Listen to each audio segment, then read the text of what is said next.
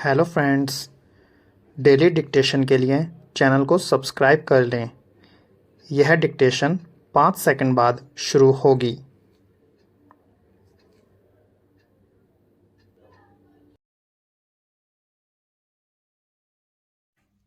Start.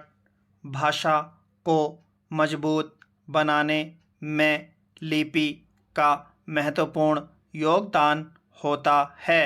आज हिंदी का अपना बाजार है। यह बाजार सिनेमा, विज्ञापन और प्रौद्योगिकी का है। किसी भी भाषा का बाजार पर अपनी मजबूत पकड़ बनाना सरल नहीं होता है। भाषा का आर्थिक, सामाजिक और भाषिक व्यवहार ही उसे बाजार की भाषा बनाता है। आज हिंदी वैश्विक बाजार की भाषा बन कर उभर रही है, मगर यह भाषा हिंग्लिश है। बाजार की इस चकाचौंध में हिंदी का व्यावहारिक पक्ष तो मजबूत हुआ है, लेकिन उसका भाषिक पक्ष कमजोर हुआ है। आज हिंदी को बोलने और समझने वाले लोगों की संख्या सबसे ज़्यादा है। यही कारण भी है कि विविधताओं से भरे हमारे देश में, जहाँ हर 4 कोस में बोली भाषा का स्वरूप बदल जाता है, वहाँ बहुत सी भाषा और बोलियों के मध्य हिंदी ने अपना स्थान बनाया है। वह संप्रेषण और रोजगार की भाषा बनी है। हिंदी की इस मजबूत स्थिति के साथ उसका कमजोर पक्ष भी उभरा है। यह पक्ष हिंदी की लिपि का है।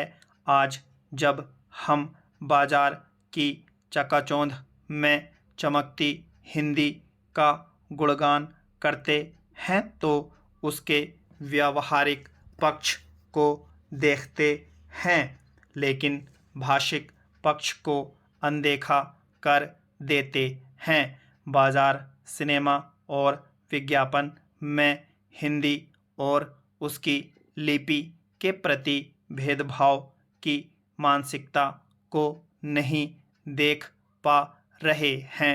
हिंदी की देवनागरी लिपि के प्रयोग की अपेक्षा रोमन लिपि में लिखने का चलन बढ़ा है। यह चलन हिंदी के भाषिक पक्ष को कमजोर बनाता है। अक्सर प्रश्न किया जाता है कि हिंदी चूंकि संस्कृत के अधिक निकट है, इस कारण भाषिक व्यवहार में कठिन शब्दों के प्रयोग के कारण युवाओं को उसे सीखने में समस्या आ रही है। दूसरा, सोशल मीडिया से लेकर कंप्यूटर तक की भाषा अंग्रेजी है। इसका कारण भाषा की संप्रेषणीयता है। वहीं अंग्रेजी के प्रति इस तरह की धारणा सुनने को नहीं मिलती है, चूँकि वह भाषा हमारी आवश्यकताओं की पूर्ति करने में अधिक सक्षम है, तो हम हिंदी भाषी होने के बावजूद अन्य भाषा को सीखकर उस पर पूरी तरह अधिकार प्राप्त कर लेते हैं, और वह हमारे विद्यालयी पाठ्यक्रम में अनिवार्य भाषा के रूप में पढ़ाई जा रही है।